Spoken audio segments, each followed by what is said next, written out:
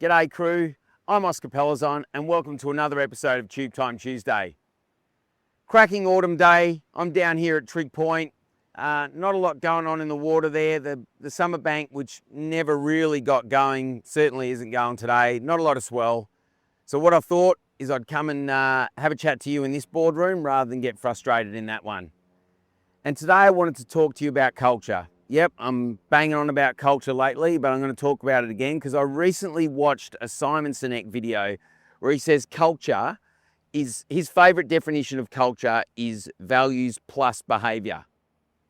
Now there's a little bit of truth in what he says, but I think that he oversimplifies the issue, and as a result, he loses the ultimate message that he's trying to get across. Because when you oversimplify things, you lose context. And when you lose context, you lose what actually matters in the message that you're wanting to get across. Culture isn't a formula. It's not one plus the other. One drives the other, right? It's not values plus behavior. Culture is driven by values, and your values drive your behavior. That's the key.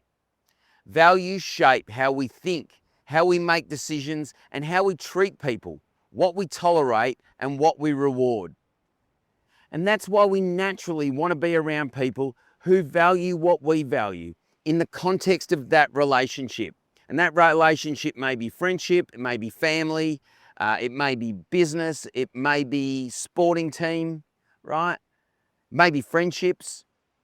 And this is where a lot of leaders get it wrong.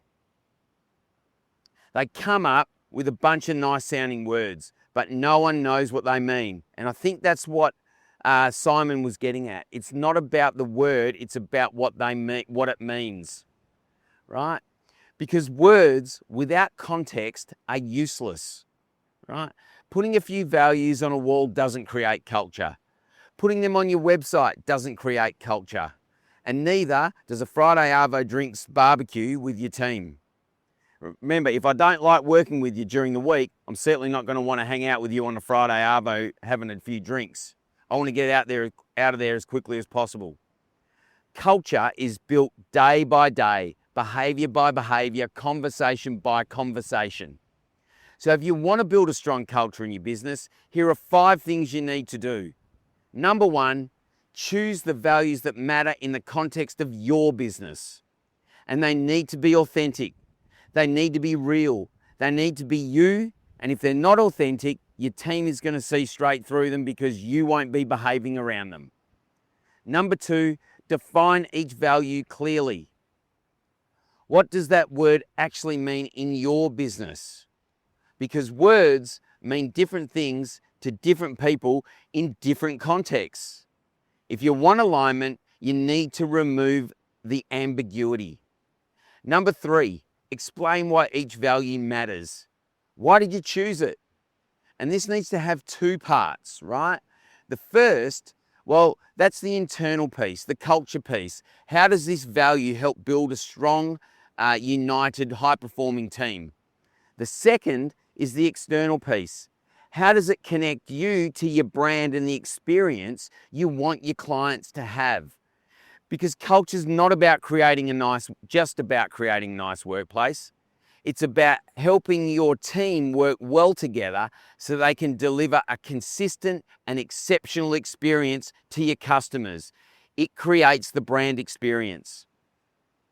And number 4, define the behaviours that support and don't support each value.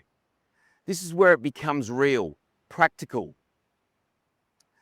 What does the value look like in action? What does it look like when someone is living it or not living that value?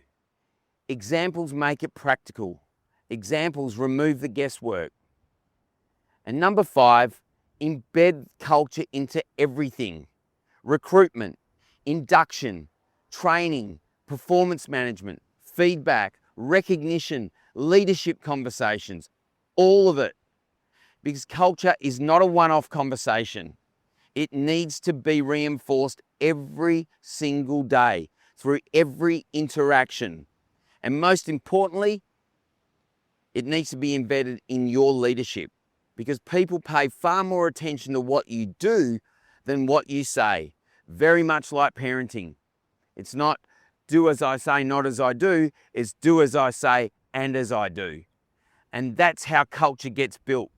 It's a way of behaving. It's a way of being.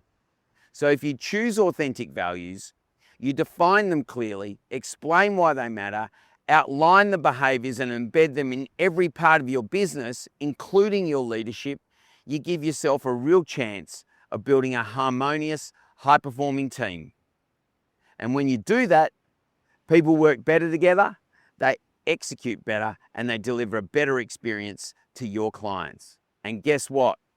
The kicker is they'll most probably want to come to those social events that you're organising as well. That's it from me today. I look forward to you joining me next week for another episode of Tube Time Tuesday. Happy days. You.